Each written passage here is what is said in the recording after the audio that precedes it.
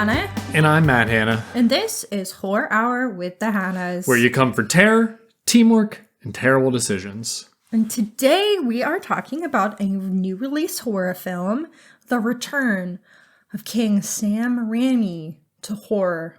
We are talking about the horror comedy Send Help. Which is full of terror, teamwork, and terrible decisions.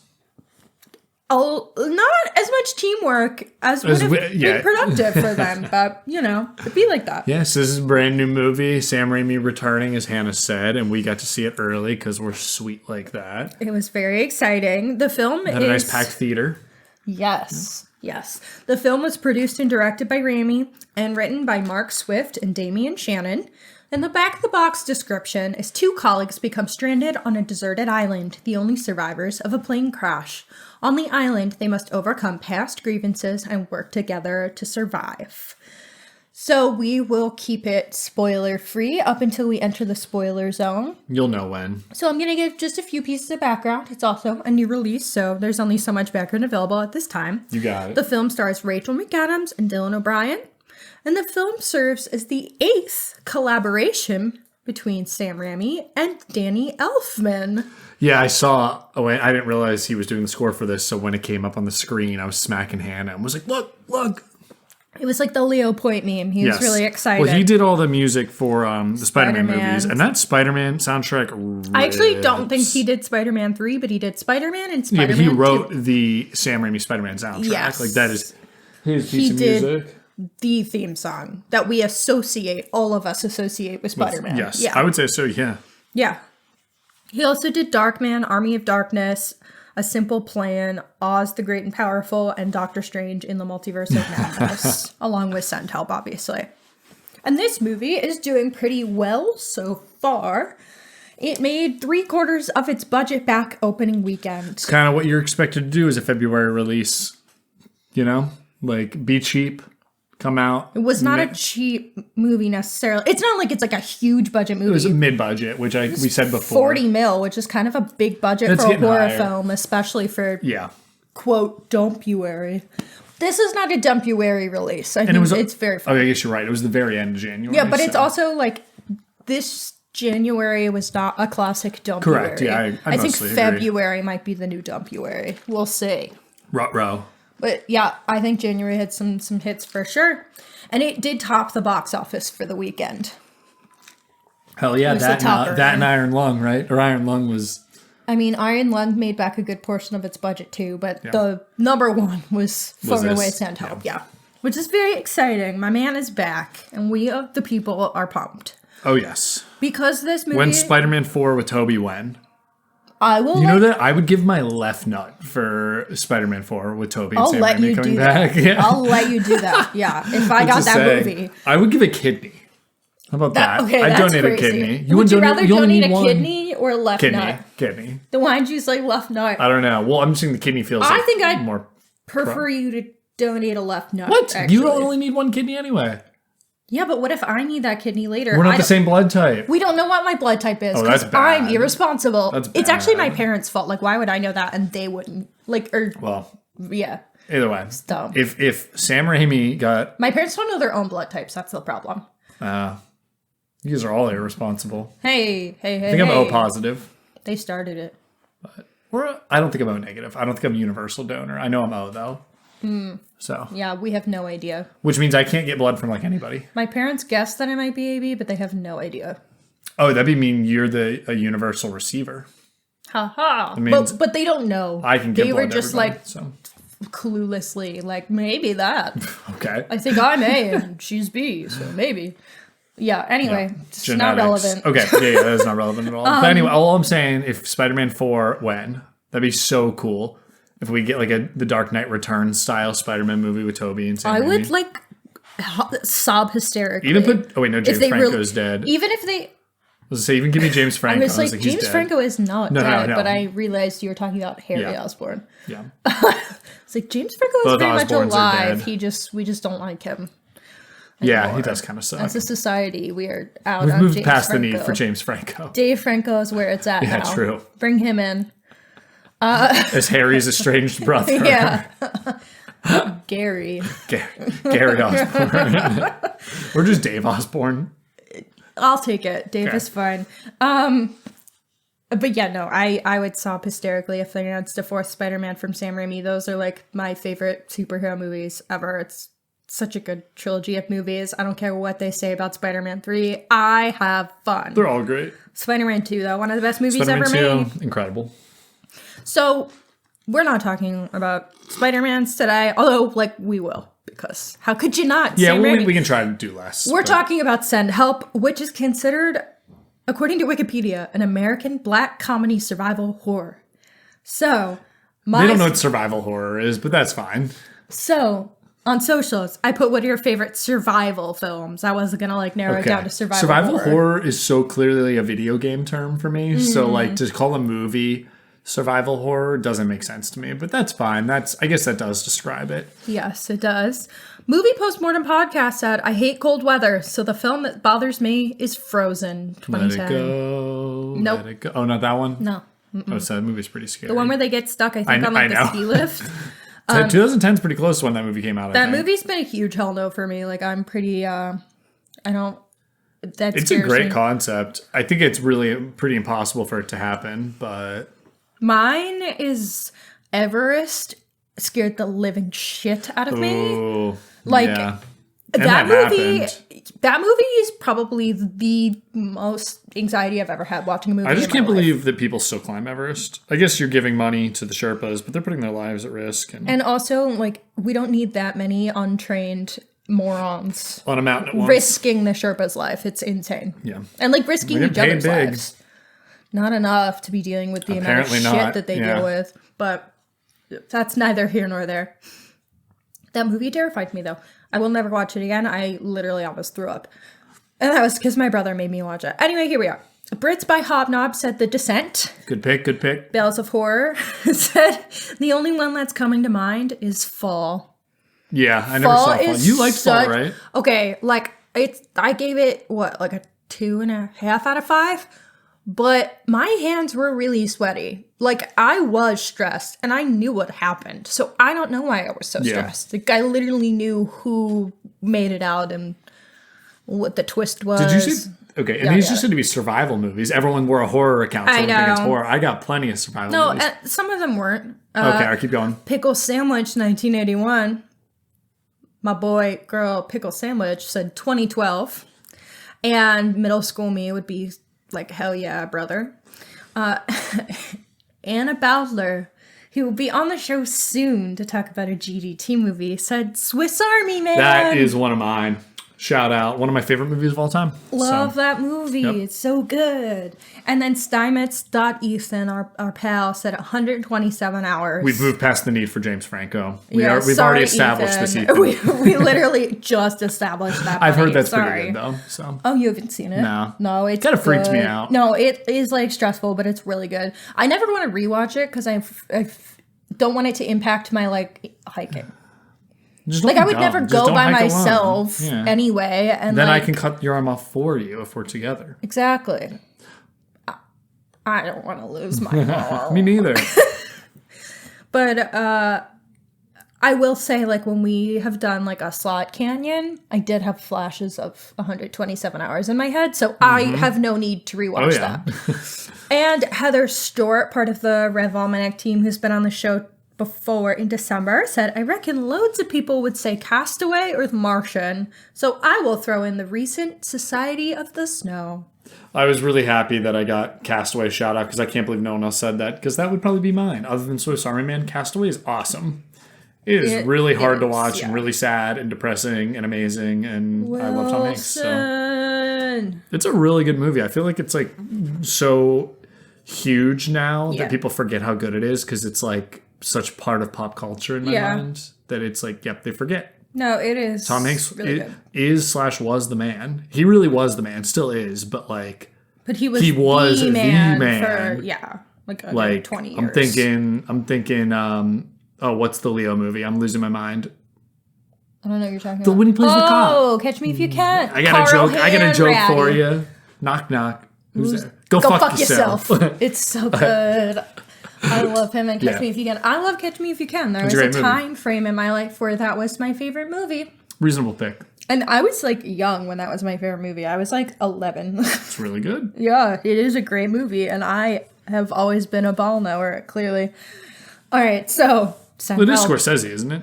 No, wait. It's Spielberg. Oh, it's Spielberg. Dingus? Oh, yeah, duh. Of course it's Spielberg. Ding Why did dong. I was thinking Leo. Yeah, you were. Yeah. And No, Leo of course and it's Spielberg. Scorsese, obviously. It very much looks like Spielberg, not Scorsese. Yeah. That was dumb of me. Everyone ignore me. Ignore him. He's dumb. Okay, so Send Help. Back to Send Help. Send Help. What were your expectations going in? None. I was like, again, early year release. I was excited for a new Sam Raimi film. It's awesome to see it early and run into all our, Philly movie friends. Yeah, it was cool. I love Rachel McAdams. Adore Rachel McAdams, really. So you were... And so I was pretty excited. Like, I bet excited for her, not high expectations for the movie at all, because you never know. Yeah. He hasn't done horror in a while. Obviously, he's like one of the big names and has been. But again, it's like not a movie that there was that much hype around, to be honest. For you. For me. Yeah. I would say a lot of people who are like big Raimi fans were pretty pumped. Like I listen to other podcasts where they're all like, that is the man. So they were all like super pumped. Yeah. And I too was pretty pumped because, as I said, Spider-Man 2, one of my favorite movies of all time. I really like, for example, in that film, like the blend of tone and the blend of horror within like the campy superhero genre. Mm-hmm. So I was kind of excited to see what he did with this, and I was expecting to have fun. And newsflash, I had a lot of fun. So I was pretty happy. Rachel McAdams is great, and Dylan O'Brien's really good too. Dylan O'Brien is very good. He's more than really good. I think he's like pretty so excellent. He's so charismatic. For what this movie is, like both of them are great. So good. Yeah, I've not known winning any him, Oscars, but like for what we're getting out of this, But I've known him since his Teen Wolf days. So like the second people were on the like Team Styles train, I was also on said train. And I'm just really excited to see him getting like a big featured film opportunity with like a legendary director. Like that's sick. And he was really, really good in Twinless in 2025. So if you haven't seen that, you should definitely see that. It's very funny, very sad. He's so good. And he plays two different characters and it's just really well done. So Dylan O'Brien, hell yeah. So I was pretty pumped like all around. And like I said, I had fun. We actually sat with our friends from Talking Horror. They've been on the show. We've been on their show. So that was pretty fun. We were sitting right behind Dan from Real Takes. We were sitting right next to other people that we had met before. And so it was really, that was fun. And we just we only planned to sit next to Brian and Jamie from Talking Horror. So it was very funny that we ended up surrounded by people that we know. We knew everyone. I was being a little loud, and Matt was mocking me for being loud, and then Dan turned around. Before the movie started. Yeah, no, not during the movie. I wouldn't do that. But then Dan turned around and was like, "Oh, hey, Hannah," and I was like, "Shit, I guess I was being loud." And then Dan was like, "No, I just happened to turn around and see you," and I was like, "Ha ha, see, I'm not loud." I was gonna shout out Tess Givnish, she's Tess Givnish, artist on Insta. We probably wouldn't have her on the show because she's a horror artist, but she's in all this stuff. And we sat next to her. So she's awesome. Her art is so cool. And she makes these really cool dolls after a lot of horror really movies. Cool and bags and jackets too, that are painted so talented. She's an incredible artist. So I would go give her a follow. Yeah, so shout out. We love the Philly content creator community. Yep. It's been really awesome to meet people. She's a real artist. We're just assholes that talk about movies. We like art. We appreciate art. Right, we're art appreciators. But she's an artist. Yes, we appreciate her art. I'm all on this episode. I guess I'm excited and I have a weird amount of energy. So that's I feel fine. I've just been rambling. So sorry about that. You can. Should we go into our spoiler-free thoughts? Yes, that's fine. You can go first because you liked this movie more than I did. I didn't dislike it, but you liked it a lot more than me. So bring everyone up and then I can complain or whatever. So I thought this movie was so much fun. I thought this movie was so funny. I laughed out loud a lot. And I don't know if it was because I was so excited and we were seeing it in a theater with other people laughing and giggling, but my energy was there. and I was just having a blast with it. There are some points that I found the movie kind of getting a little redundant. And there were a few points where I was like, okay, why would the character do that? Like, maybe thematically I don't love that choice, but because the movie was just such a good time, I was able to kind of overlook some of the, like, mild criticisms that I might have had. Do I think this is, like, a perfect piece of cinema, a work of art? No, but, like, did I have a blast and give it a 4 out of 5 on Letterboxd? Spoiler. That's so high. Yes. Okay. Like, I was having a good time, and when, like, that's what I went in to do, it was great. And it does have, like, these pieces of Sam Raimi flair that are really fun, and that's what I wanted out of it, and that's what I got, so I was pumped. And the performances are actively very, very good. So I just, like, word vomited a ton of things if you want to, like, kind of respond to individual compliments that I gave the film. I agree. I think that the acting is good. I really like a lot of the costume design and set design. And, like, as a setup story, I enjoyed a lot. I agree. I do think it was 10 to 20 minutes too long. There were moments where I was like, we've already been over this. It was kind of like beats that I was like, we've already hit that beat. Like, we don't need to hit it again. Yeah. I think it is funny, but not, like, outrageously funny. You did laugh out loud a few times. Again, though. I laughed. I did laugh. It's funny, not outrageously funny is my point. It's not, like, super bad. It's not, like, super bad, which is one of my favorite movies of all time. I think I enjoy the Raimi flair. I don't necessarily feel that this story is best suited for his style, like this narrative. And just one general complaint. Can I respond to that? Yeah.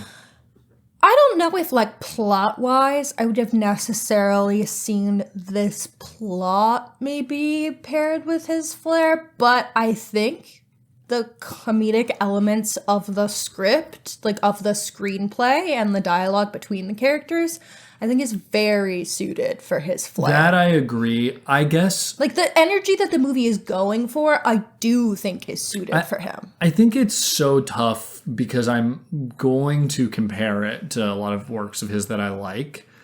And I do still would say I enjoy Drag Me to Hell better. And I don't know if there's something about the supernatural stuff that I think really works with his style versus, like, kind of this survival movie. Again, that doesn't mean there isn't great moments. That was just something I felt. And I have one complaint that it does not have to do with anything with his direction. This is just an overall complaint with some Hollywood stuff.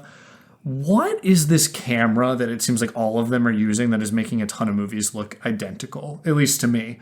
This is another movie that I felt like had this weird, like, it looked too pristine looking, and the lighting felt similar to me. Like, it's like there's too much soft lighting, too much, like, soft looking camera, where I was like, dude, like, you lose some of his magic and some of his flair when we're choosing a camera like this. And I wish I knew exactly what it was. I think it's soft lighting is part of it, though. But there was just something where I was like, I didn't feel the grittiness of being on a deserted island. I felt like I was on a resort. And that bothers me. But again, that's just like, there's something going on. It's not just this movie. I've noticed it in a bunch of stuff. And the second I see it, I'm just like, damn it. Like, it doesn't look like a movie to me. Okay, first of all, it does look like a movie. What I will concede is that, yeah, I do think the color choices and whatnot. It's not color, though. But go ahead. I'm fine with the color being vibrant.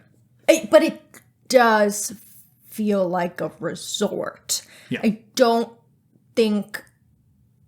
Like, I do think it could have been more textured or gritty. Like, that's what I'm saying. I almost feel like whatever this camera is that is in this movie, and I've seen in others, it's like too crisp. And it's like, it drives me nuts. It feels almost like I'm looking at a soap opera lens a little bit. No, maybe not for this. I'm more just spitting this into the ether. And if someone can answer my question, but there is a look, and I say to you, I was like, this movie has that look. I don't have a word for it, and it drives me nuts that I don't have a word for it. I say it's the Jared commercial thing. That's the only way I can explain it.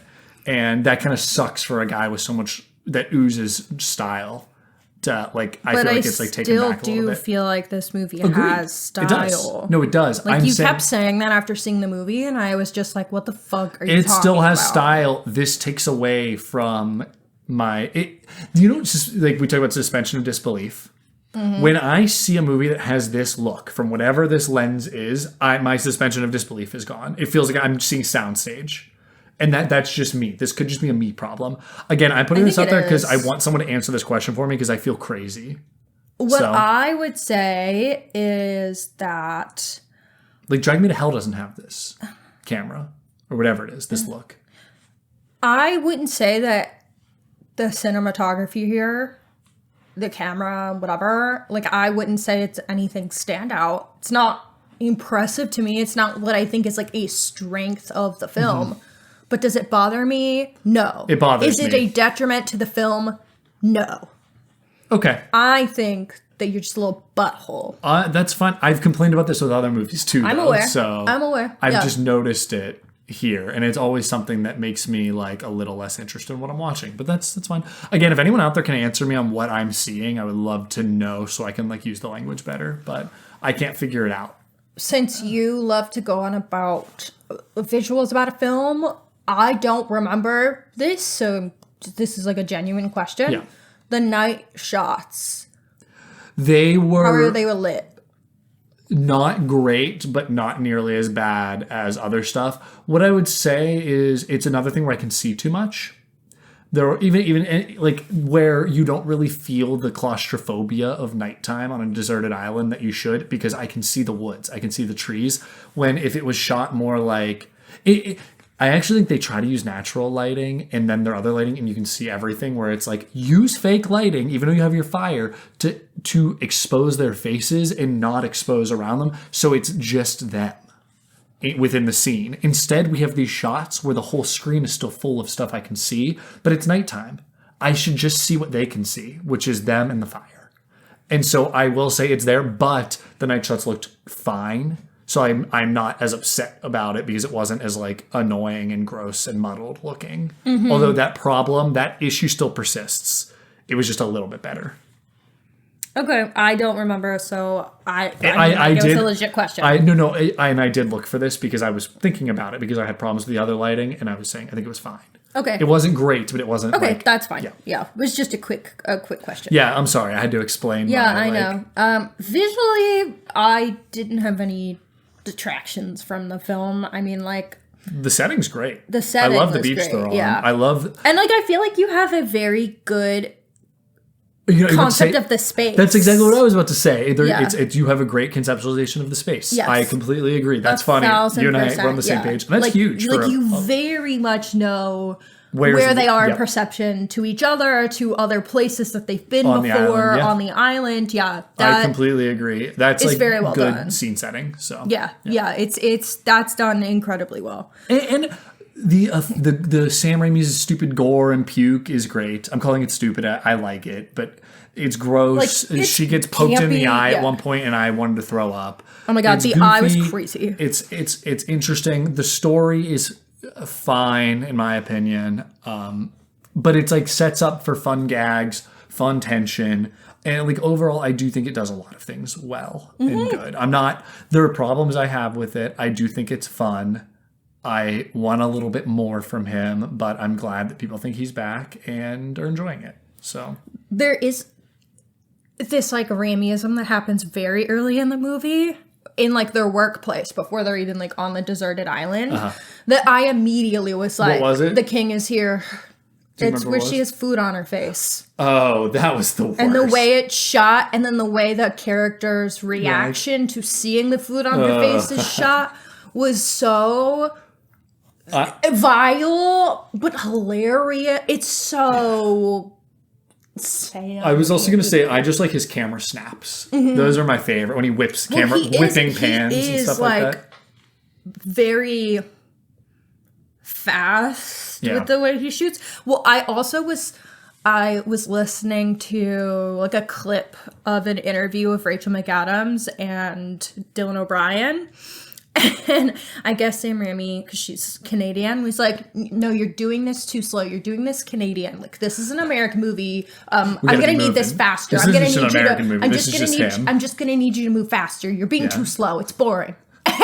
But like, they were laughing about it. So obviously it wasn't like, bitch, you're slow. That's good directing. It was very funny. And they were like giggling about how that was and what it was like to work with him, and like how he just has like such a distinct, very fun vision. He's kinetic. Yeah. Honestly, I could have used even more, I think. It's kind of how I felt about what's the Multiverse of Madness movie. I was like, I want more. Give me even more. I mean, I do think it has more overall than Multiverse of Madness. Definitely. Multiverse of Madness, it's very funny because you have like scenes where you're like, oh, I'm watching a Marvel movie. And then the next scene, you're like, I'm watching a Sam Raimi movie. Yeah. And so this movie, I feel like overall, you do feel like you're watching a Sam Raimi movie, but it's not like as in your face about being a Sam Raimi movie as like Evil Dead or... I was going to say, I just wish it was. Because like Evil Dead 2 is so very seriously his. Completely. Everything feels like his. And I just like, it's so hard to compete with that. Mm-hmm. So... that's fine. Again, I still think this has a lot of good about it. I'm hoping he does more. I would love to continue getting some... I was going to say one more thing. Horror comedies from him. About him when there's horror comedies from him. Bruce Campbell is missed dearly. You forget how important he was to those films. Or maybe you don't. No one should forget that. But like... Rachel McAdams does the best she can, but no one is Bruce Campbell. You know? And like, I almost wish she was in this movie. I'm sorry, team at home. You all know this from my confession in our Evil Dead 2013. I haven't seen Evil Dead. I have not seen Army of Darkness. I've only seen Evil Dead 2. So it was kind of like out of context. And Bruce Campbell's really, really funny, and you're always going to be longing for him within these kind of films that have a similar sense of humor. Yeah, see, I wasn't longing for him because I don't have an attachment to him. Well, but there is a very, very tiny Bruce Campbell cameo. He's in a photo. He is in a photo, so he is playing... He's playing Dylan's dad, who's the died. late father of Dylan O'Brien's character, and it was a very funny way to throw him in because he has to be. I was Leo Point memeing at that. I was like, Hannah. I was like, didn't want to be rude in the theater, but like, Matt Bruce was Campbell. Like, the guy. I was like, it's Ash. But he didn't say that. He just was like, the guy, and I was like, what are you talking about? I just like couldn't get my words out. And he just quiet. Could not articulate, and I was like, Bruce, is that what you're talking about? Like, I was like, yeah, Ash Williams. What the fuck are you talking about? Ashley. Because he's like whispering like a one word like guy. I didn't want to be rude in the theater.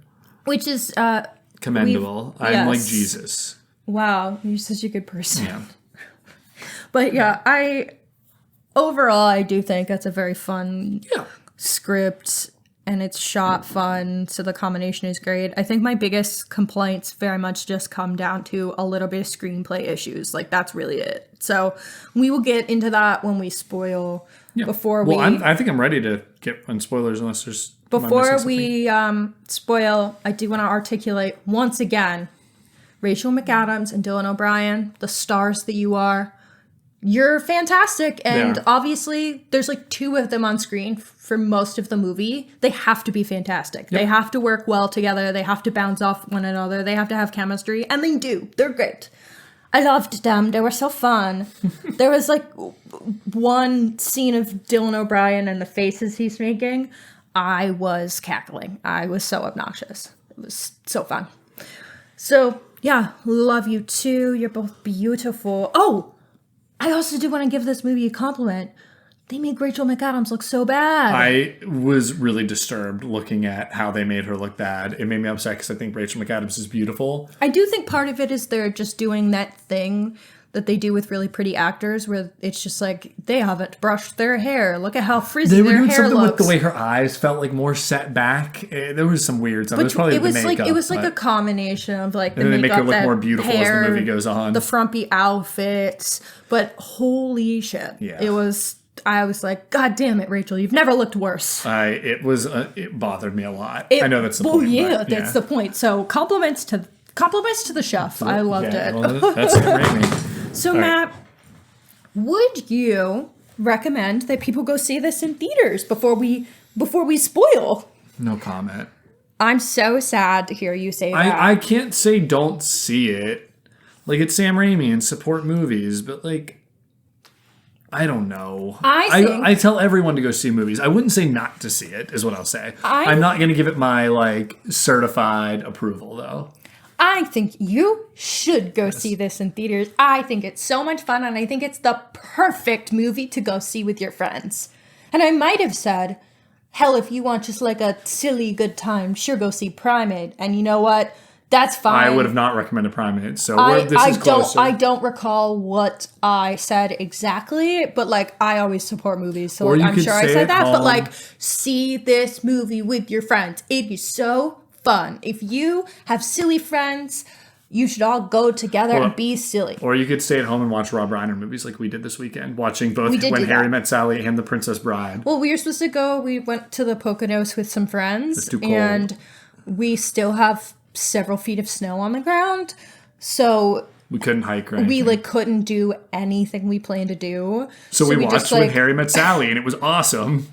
And The Princess Bride. And The Princess Bride. And Matt had recently been a little grumpy about The Princess Bride, so I was so thrilled to rewatch it, and he liked it so much. When Harry Met Sally's better, but I think The Princess Bride is better, but I also have so much nostalgia for The Princess Bride because like I grew up watching it. Like, I also watched that movie when I was sick. Like, the little kid has read the story because he's sick. You watched The Princess Bride. I watched it while I was sick. Let's get into spoilers.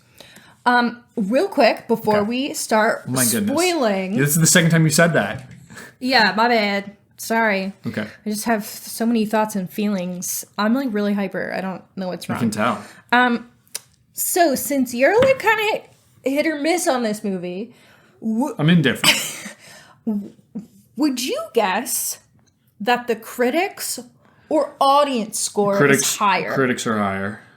Okay. Which is weird. Yeah, I know. It's very odd, but that's fine. You thought that would happen, or you just knew? I knew. I think I've read on it. I also, I don't know. Okay. What is your guess? Critics gave this a 81%. Is it higher? You're an idiot. What is it? 93, bitch. That doesn't make any sense. Yes, it does. Yes, it does. Again, Rotten Tomatoes is bullshit. What is not to like about this movie, you little bitch? It's kind of ugly looking. No, it's not. Okay. So good. The only thing ugly is Rachel McAdams' hair and outfits. Okay. In the beginning. I think it's just fine. That's it. This is a 93% where everyone was like 3 out of 5.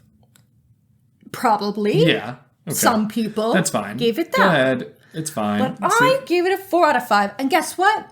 You motherfucker. Every film podcaster or like TikToker, whatever, whose opinion I value, also gave it a 4 out of 5 if they've seen it. Should I be mean to all of our friends? No. I'm just more enlightened, you know? A lot of them were not friends. It's just people I look up to in the industry. You're people allowed to like it. I didn't dislike it. I didn't really like it that much either, though. I just needed to put you in your place. Well, I know, but now you're going to make me... You always complain that I get bitchy. This is what makes me bitchy. You're setting me up to be bitchy, and then I'll be in trouble. Okay. Okay. Should we enter the spoiler zone now, finally? Yes. Okay. Now we're entering the spoiler zone! Ladies and gentlemen, welcome to the spoiler zone. After this point, you're going to hear some things that you might not want to hear. All right, let's do 15-second summaries. Okay. I will go first. Are you ready? Yeah. Okay. Rachel McAdams is a okay employee. She's pretty good. Doesn't get the job she wants, and then she abuses the boy in the woods and then kills him and his girlfriend, and then she takes over for him in the corporate America world. She abuses a boy in the woods. Yeah, when you said that, I was like, what the fuck? He's not a boy. I couldn't. I was just rushing. 15 seconds makes it tough. You ready? Mm-hmm. Go. Rachel McAdams is weird and kind of annoying, so she gets passed up on a job for a guy who totally doesn't deserve the job and isn't as competent as her because, like, you know, misogyny. And then she gets mad and gets back by... Killing. Yeah, killing. Murdering. Okay. Let me do full plot description real quick. You ready? Yeah. All right, corporate strategist Linda Little looks forward to a long-deserved promotion promised by her former boss. His son Bradley, though, has already given the promotion to Donovan, his old college buddy. He intends to have Linda transferred to a dead-end position out of disgust for her. When Linda protests Bradley's decision, he asks her to accompany him, Donovan, and 2 other executives on a business trip to Bangkok to finalize the company's impending merger. While flying through a storm, Donovan humiliates Linda by playing a clumsy audition tape she recorded for Survivor, showcasing her extensive survival skills. The plane suffers engine failure and crashes into the sea and sinks. Linda frees herself and wakes up the next morning on a remote island. She finds Bradley with a badly injured leg, but no other survivors. Linda puts together a shelter and obtains food and water. Bradley accepts her help, but goes back to ordering her around. Linda responds by abandoning him for 2 days, where he is unable to move, exposed to the hot sun, and has nothing to drink. Just as he collapses from thirst, Linda returns and gives him water. Bradley remains defiant and eventually tries to build his own camp. While his efforts fail, Bradley swallows his pride and allows Linda to boss him around. She notices a boat sailing offshore, but ignores it, wishing to stay on the island longer. Linda becomes stronger and more confident while teaching Bradley lessons in survival. One night, while sharing homemade alcohol, Linda drunkenly confesses to Bradley that she was married to a man who abused her until she allowed him to drive drunk, causing his death.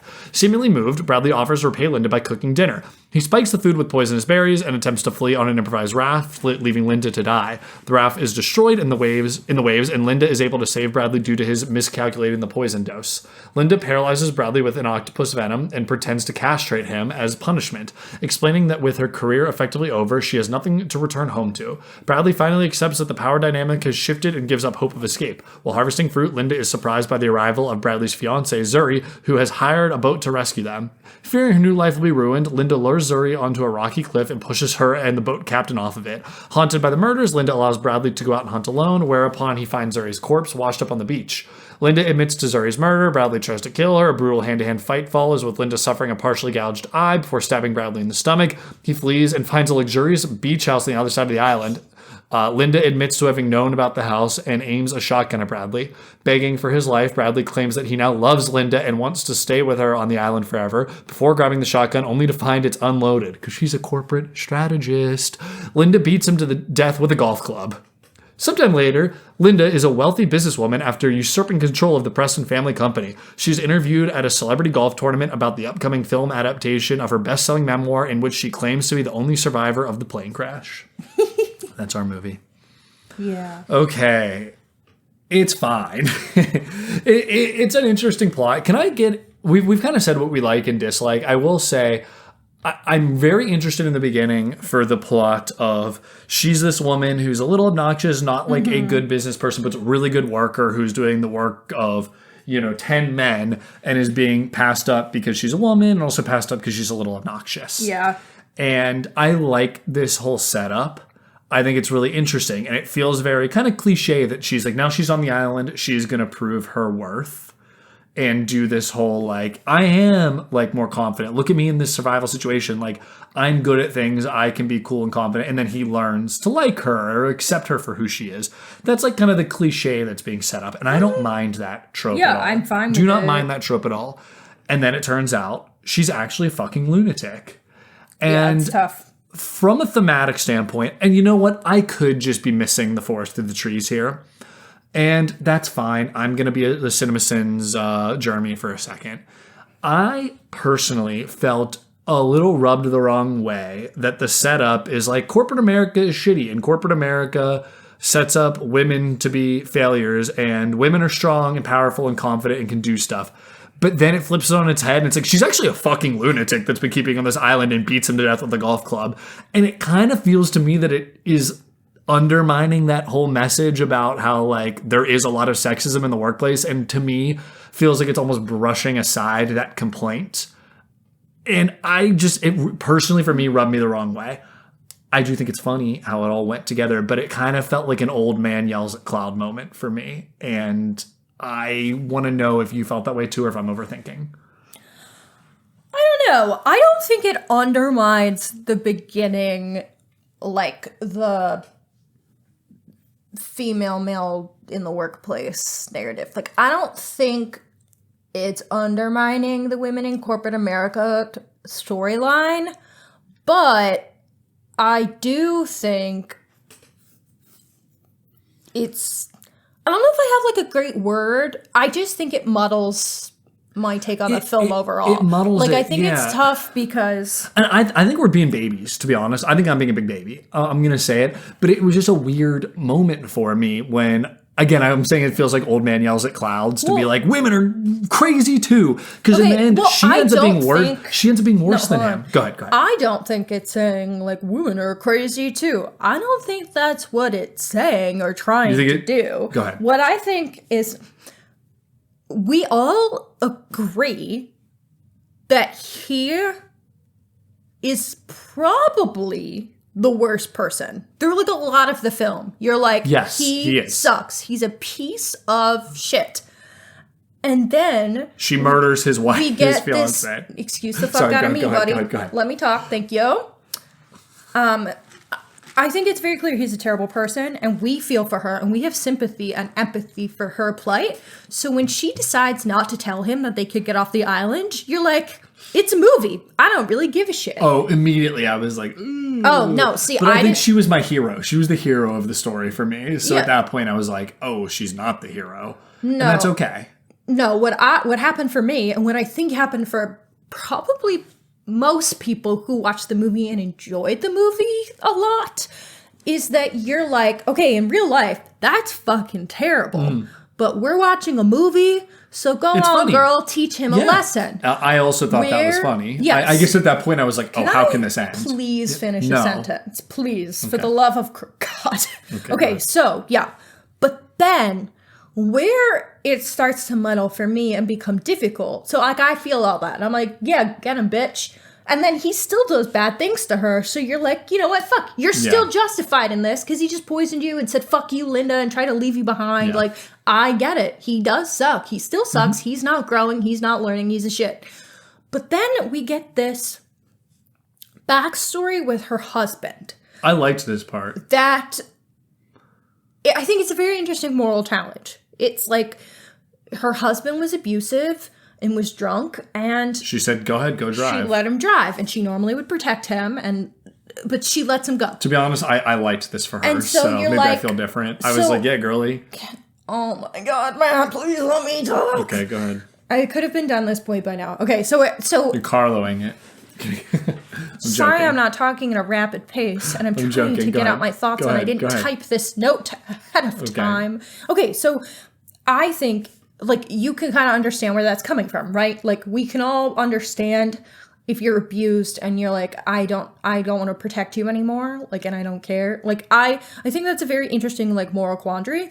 But then she also becomes, in our present tense, a murderer. Yeah.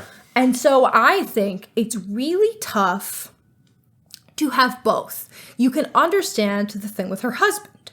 You can also understand her trying to teach this piece of shit a lesson, and then also going kind of crazy because you're stuck on this deserted island and you're trying to teach this asshole a lesson who's just like not learning the lesson. But having both kind of means that this character just sucks and probably is just crazy. And has probably... It kind of undermines, like, even the going crazy on a deserted island. It kind of makes it seem like she's just always been kind of like out there. That was part of what I got from this, yes. And so that is what makes it tough. Okay. I think we're on the same page. So I'm going to try to flip this on its head a little bit and say why I think it might work from a thematic standpoint, even though I just spent the whole time saying why it doesn't work. Yeah, you ready do for this? That. So, again, watching it, because I'm set up with the trope of, like, she's an undervalued woman. That's why I was like, ooh, this is like weird. She's like really shitty. And I don't mind if my protagonist is a bad person. It's still funny, especially with how it ends. Maybe it's a misread. And maybe the read is to get ahead in corporate America. This is how you have to be. And how you have to be a cutthroat. You have to be a cutthroat. You have to be a ladder puller. And because we're set up to her as this frumpy woman who's really good at her job, we are missing the forest through the trees of, I use that term twice now, that, you know, it's not a good thing that she's only spending her life working and is working on this, because clearly she does have delusions of grandeur or wants to be this corporate badass at some point, which will require her to step on people to get there.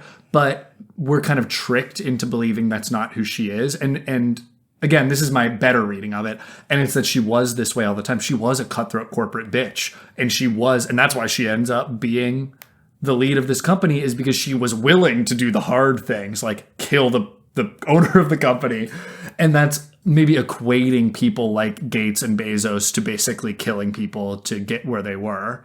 That's where, I agree with that piece of things. I think if you read the theme that way, it works really, really well, as it's a criticism of corporate America in general. Completely agree. I think where I got a little lost in the sauce was it really did feel like she's crazy. Being Woman mad at crazy. Yes, it being mad at white man corporate America, when no, white women and really just any corporate elites benefit from this behavior also. And maybe that's the subversion that they wanted to go for, and I'm just dumb and didn't like see that in the moment. And I will give the movie the benefit of the doubt and say that's what they were going for, which is kind of cool because that's more class conscience and more like fucking fuck the elite type. And I found that type thing. fun. And I like that much more. I mean, it's another fuck the rich story, but it's kind of more interesting to see this is how a person that seems nice can be pulled into this trap of gaining confidence to then I'm going to step on anybody I want to get up there, and I'm going to pull the ladder up once I'm there, which is wow. like I'm a so lot of glad women. that you could spin it like that because it makes me like the movie. I know. At a 4 out of 5 again, still, and unfortunately, for a second I was like, oh, is it a 3.5 You're out of welcome. 5? So now I'm back. You're welcome for spinning it that way. I think unfortunately they don't execute this perfectly well because this is not where my brain was while watching it, which is fine. I guess you can think about it after, but am I really supposed to have to think that hard about Sam Raimi Send Help Island movie? Like, I guess so. I don't know, dog. Okay, but either way, I gave it a nice benefit of the doubt, so don't call me a hater. God bless. But I still just think it's fine. It's just fine. I will say I loved the ending. I thought that shit was so funny. Well, and no one knows. Can I explain it really quick for everyone out there? Oh, was it not in the plot description? Well, no, the specific shot is she flips, he has the shotgun that's not loaded, and she had planned that because, again, corporate strategist. And then she beats him to death with a golf club, but you don't see her beat him to death. It's the shot of his head and her lining up the club and going to swing it, and it comes down, and then it match cuts to her hitting an actual golf ball, now in the future owner of the company playing golf. She's not the owner of the company. I don't the think CEO. she's. I don't know if she's the CEO. Oh, that was what Wikipedia said. Specify that? Yeah, that's what Because Wikipedia said. I don't remember them specifying that. They say that she She has was a the book. survivor, like she's being admired. Well, 'cause you were she's not the listening to my survivor. plot description because I said that she was the CEO in the plot Absolutely description. never do. Okay. No, they're like acknowledging that she's like the only survivor, and she's like this like big time like person in the public eye because she survived and she's written a book about surviving. Yes. I was more just saying I think the match cut's really funny to then her Yes. being... No, and yes, earlier it they were is. like, someone that is in this position needs to golf, and she doesn't golf. And now she is. Yes. Now she is this corporate, elitist, bloodthirsty, cutthroat person that she was on the island. So like she became Bezos on the island. Or maybe she was before she got there. Yeah. Right? So But I that ending was so good. So fun. But So do you fun. think that she was this cutthroat, like elitist beforehand, and like this is what she wanted to do, or did the island make her into that, and that's what made her successful after? I don't know. I do think being around this like piece of shit, she's like she's learning from the best. Yeah, that's the question though. She kind of already seems like, to me, it feels like she already had this in her. But Especially then why that would she be in the role that she's in? Why would she be so annoying? Why would she I don't dress know. like an asshole? I Like, just why? think, well, 2 weeks in, she saw the boat and decided not to. So, all right, so being in a survival situation made her more cutthroat so that she could kill him. And then, I don't know though, she makes pretty crazy decisions in terms That's of the thing that's early tough. on. Yeah. Is like she does, and she like. And had maybe we're in her reading too life. hard into this, but I do think there are themes set forth that like confused me. Yeah, so may that's or why may I not wanted. hit. So that's Yeah. why I wanted to talk about them. Yeah, I think the themes don't hit as well as they could. I don't know if they're executed in the way that I preferred, but I had so much fun that I didn't care. Yeah. Okay. Did you have a favorite scene or a scariest scene? Scariest scene. There was such a stupid nightmare jump scare. That was scary, but it was fine. I liked her hunting. You know what I'll say? I liked her hunting the boar. I hated that the boar was like this bad looking CGI though, especially after we just watched The Princess Bride and we saw the ROUSs that looked amazing. They were puppets. I almost wish it was a puppet, but it was snarling and snotting all over her. That was kind of entertaining. But I think the ending scene when she's golfing, that made me laugh a lot. Yeah, just to see where the whole movie went. Like, I liked that conclusion a lot. Yeah. Even though there was like a section around the 2/3 mark that like really annoyed me. Yeah. That kind of made more of it worth it. I did like the ending a lot, obviously. I really liked the scene where where we as an audience and he realizes that she had found this house, and that's where she'd probably where she'd gotten the knife from, where she got the fruit from, probably where she got the alcohol from. She didn't need to though. She was a badass, but yeah. I know, but I think it is very funny. Yeah. But the scene, the moment that continues to stand out for me the most is like such a funny detail.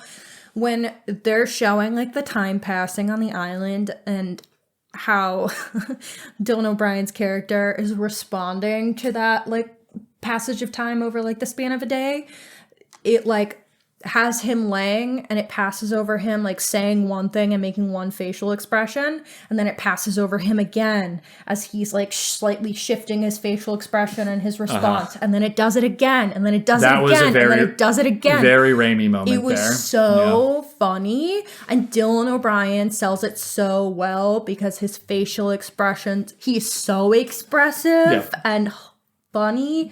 Like he between the Sam Raimi magic and the Dylan O'Brien of it all, it was such a funny moment. It's hard to like explain it, I guess, but no, I totally agree with you. It was so funny, and I keep thinking about it. Yeah, but I very much was like, Sam, my boy, he's doing it. Yeah, loved that moment. So fun. Okay. Let me see.